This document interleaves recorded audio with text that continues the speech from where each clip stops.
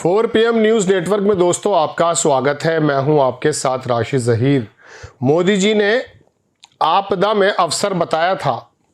2021-22 में दक्षिण के एक पत्रकार ने RTI से पता निकाला कि सरकारी योजनाओं के नाम पर पार्टी के अंदर फंड लिया गया है और जब उन विभागों से बेटी बचाओ बेटी पढ़ाओ, किसान योजना, इस तरह की जो योजनाएं हैं, उनके संबंधित विभागों से जब पूछा कि क्या आपके पास पैसा आया, बोले नहीं, हमारे पास तो कोई नहीं आया।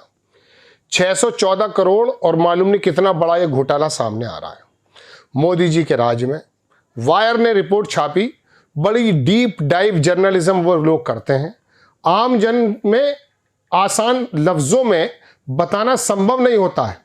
अंग्रेजी की इतनी बड़ी वो रिपोर्ट छपी है कि जब मैं उसको पढ़ रहा था और मैं आपको दिखाने के लिए बताने लगा कि मैं आपको बताऊंगा, तो ये देखिए, ये तमाम स्क्रीनशॉट लेता लेता मैं थक गया और मुझे लगा कि मैं आपको कैसे बताऊं। और ये तो मैंने अभी पूरे नहीं लिए हैं, लेके मैंने छोड़ा, मैं कहा कब तक पढ़कर बताऊंगा।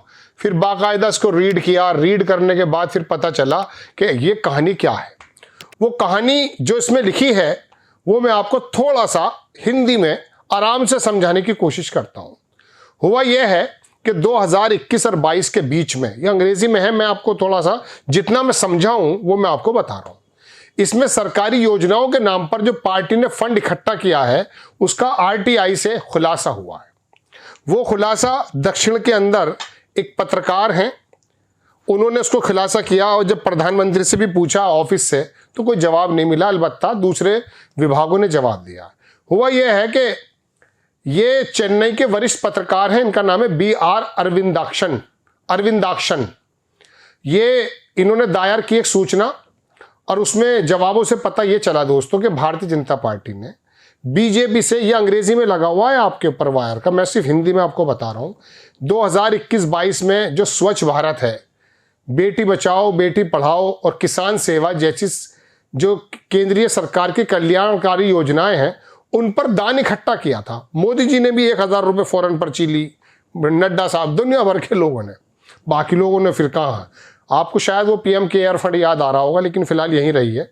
इन योजनाओं में जो संबंधित मंत्रालय हैं और प्रधानमंत्री कार्यालय हैं, उनसे कोई विशेष किसी प्रकार की अनुमति या अधिकृत नहीं ली गई। यह खुलासा जो है वायर ने अपनी रिपोर्ट में किया, जो RTI दस्तावेजों पर आधारित है। अब घटना क्या थी वो देखिए आप। फंड रेजिंग की कैंपेन की शुरुआत की इसमें 25 दिसंबर 2021 को पूर्व प्रधानमंत्री अटल बिहारी वाजपेयी की जयंती पर BJP अध्यक्ष नड्डा ने माइक्रो डोनेशन कैंपेन घोषणा की। माइक्रो डोनेशन, बहुत छोटा सा डोनेशन। यह कैंपेन 11 फरवरी 2022 को हिंदुत्व विचारक दीनदयाल उपाध्याय की पुण्यतिथि पर समाप्त हुई। आगे लिखता अखबार यह है कि BJP ने नरेंद्र मोदी इन वेबसाइट और नमो ऐप जैसी निजी प्लेटफॉर्म के जरिए दान मांगा। ऐप और वेबसाइट पर जो दान के विकल्पों में स्वच्छ भारत, बेटी बचाओ, किसान सेवा जैसी सरकारी योजनाओं के नाम पे लिया गया। इसका उद्देश्य यह था कि यह पार्टी के लिए फंड रेजिंग था, लेकिन सरकारी योजनाओं का नाम का इस्तेमाल करके इसको वैध और आकर्षक बनाया। RTI का जो आवेदन दिया अरविंदाक्शन की जांच में, वो क्या है वो देखें। साथियम टीवी के न्यूज एडिटर है ये BR अरविंदाक्शन। इन्होंने दिसंबर 2021 से ही इस कैंपेन पर सवाल उठाए। जनवरी-फरवरी 2022 में उन्होंने स्वच्छ भारत यानी कि शहरी विकास मंत्रालय और बेटी बचाओ बेटी पढ़ाओ यानी कि महिला बाल विकास मंत्रालय और किसान सेवा यानी कि जो है कृषि मंत्रालय मानकर चलो, इन जुड़े मंत्रालयों से RTI भेजी। RTI का जवाब आया, ये आपकी स्क्रीन पर लगा रहा हूं सब। महिला बाल विकास के मंत्रालय ने 21 फरवरी को जवाब दिया कि नमो ऐप के जरिए बेटी बचाओ बेटी पढ़ाओ योजना का फंड जुटाने की कोई विशेष अनुमति नहीं दी गई। डिजिटल एग्रीकल्चर डिवीजन जो है कृषि मंत्रालय का, इसने भी कहा कि अप्रैल 2022 में अपील पर जवाब आया कि सरकार किसानों के लिए किसी वेलफेयर ऐप के लिए फंड नहीं जुटाती, हम ऐसा काम ही नहीं करते, कृषि मंत्रालय कह रहा है। ठीक है, पीएमओ से जब इलेक्ट्रॉनिक आईटी जो मंत्रालय है उससे कहा नमो ऐप पर, पीएमओ की तरफ से आया 27 जनवरी 2022 को जवाब कि मांगी गई जानकारी हमारे रिकॉर्ड का हिस्सा नहीं है। बात खत्म हो गई। अब बात ये हुई दोस्तों कि ये तमाम बीजेपी का दावा है कि मतदान पार्टी के लिए नहीं था, के लिए था, लेकिन सरकारी योजनाओं का नाम का इस्तेमाल भ्रामक हो सकता है।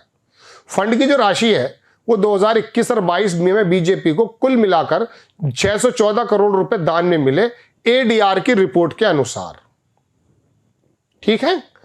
और इसके अंदर दोस्तों राष्ट्रीय पार्टियों को कुल 780 करोड़ रुपए मिले, जिसमें बीजेपी को 80% से ज्यादा मिला है। पिछली रिपोर्ट के मुताबिक 2022 में द न्यूज मिनट ने भी इस मुद्दे की रिपोर्ट की थी, जहां आरटीआई से अब ये इतनी लंबी कहानी मैं आपको सुना रहा हूं, बस इतना समझ लीजिए, ये देख लीजिए, ये तमाम मैंने चीजें दिखाई हैं आपको। ये जो है जगत प्रकाश नड्डा, ये भारतीय जनता पार्टी के जो अध्यक्ष हैं, उनका भी लेटर है आपके सामने। ये मैंने आपको इस अंग्रेजी रिपोर्ट का पूरा हिंदी का को बनाने की कोशिश की। ये जनाब जगत साहब नड्डा ने भी 1000 रुपये की वो दी, और इसमें मोदी जी का भी था, वो दिखा था। ये Narendra Modi, I have donated 1000 towards the party fund, Bharatiya Janata Party, our deal of always putting nation first. भाई क्या बात है, culture, life long selfless service. चलिए छोड़िए, अब क्या बताएं, ये सारी पर्ची वर्ची मैंने आपको दिखा दी। ये पार्टी के फंड में पैसा गया और कोई खबर नहीं है अभी इसकी। प्रधानमंत्री कह रहा हमारे पास जानकारी नहीं है। चलो तो वायर के पास जानकारी आ गई आरटीआई से, जो दक्षिण का एक पत्रकार बैठा हुआ काम कर रहा था। क्योंकि हमारा नोएडा का जो पत्रकार है वो तो वंदे मातरम पे मुर्गे लड़ा रहा है नोएडा में बैठ करके।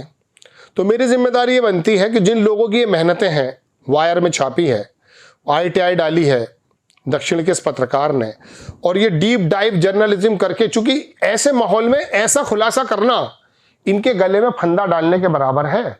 तो मैंने सिर्फ यही तमाम अंग्रेजी में जो लिखा है यही आपके सामने पढ़ करके बताया कि सरकारी योजनाओं के नाम पर माइक्रो होता है, एक होता है मैक्रो।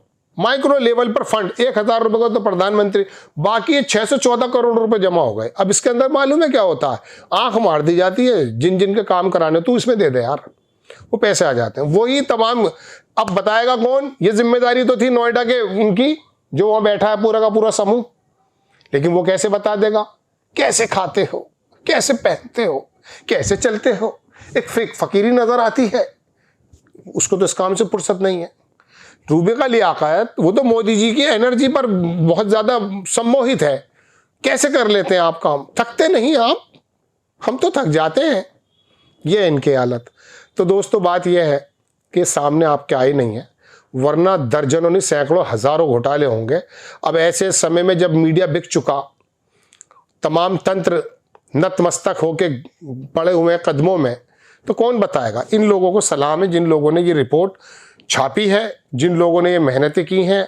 और आरटीआई ये भी कांग्रेस की ही जिम्मेदारी थी, जिसके जरिए कुछ पता चल पा रहा है, लेकिन इसके पर कतर दिए हैं बहुत सारी। पीएम केयर फंड्स के बारे में जानना चाहते हैं, I can't tell you about the PM care fund, नहीं बताएगा तुम्हें, वो बताएगा नहीं।